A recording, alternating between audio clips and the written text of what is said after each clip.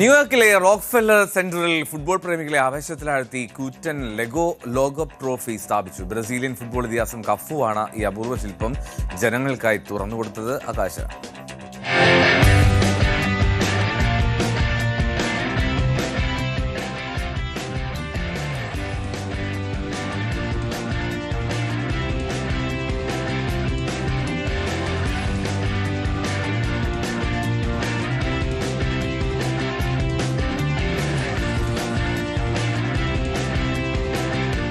ന്യൂയോർക്കിന്റെ ഹൃദയഭാഗത്ത് ലെഗോ കട്ടകൾ കൊണ്ട് നിർമ്മിച്ച ഈ കൂറ്റൻ ശില്പത്തിന് 8.47 മീറ്റർ ഉയരമുണ്ട്.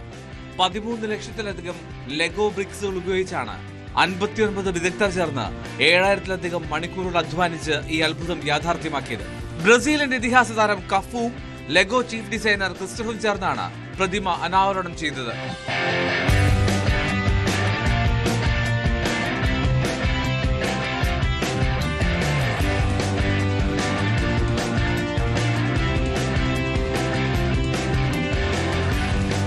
ലോകകപ്പിന്റെ പ്രീ ക്വാർട്ടറിൽ നോർവേയോട് തോറ്റ് ബ്രസീൽ പുറത്തായതിന്റെ നിരാശയുണ്ടായിരുന്നു കഫുവിന്. ലോകകപ്പിനായുള്ള കാത്തിരിപ്പ് നീളുന്നത് അടുത്ത ടൂർണമെന്റിൽ കൂടുതൽ സമ്മർദ്ദമുണ്ടാക്കുമെന്നും 2002 ലോകകപ്പിലെ ബ്രസീലിന്റെ ചാമ്പ്യൻ ക്യാപ്റ്റൻ പറയുന്നു.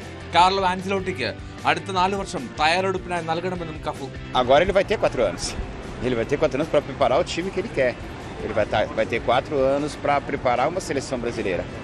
Ele veio apagar fogo, Ancelotti, na realidade. Ele pegou uma seleção brasileira que veio aí de 3 outros treinadores, de muitas confusões administrativas. Ele pegou um bonde meio que andando. Ele tentou consertar esse bonde na metade do caminho, tentou colocar esse navio aí na sua rota certa, mas infelizmente não conseguiu. Agora ele vai pegar o navio atracado e vai ter condições de seguir na sua rota exata.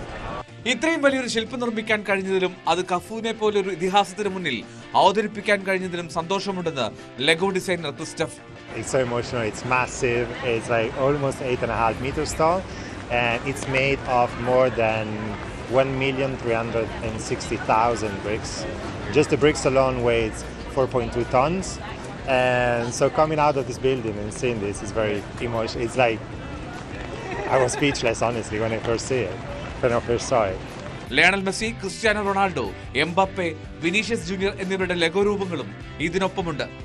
ലോക final നടക്കുന്ന July 19 വരെ ഈ കൂറ്റൻ ലെഗോ trophy Rockefeller സെന്ററിൽ ഉണ്ടാകും.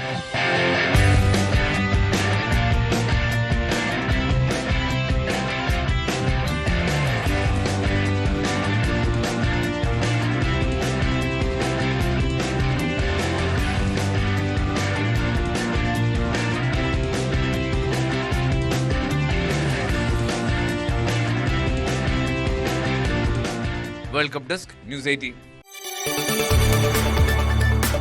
കൂടുതൽ വാർത്തകൾക്ക് news 18 Keralam YouTube channel subscribe ചെയ്യുക.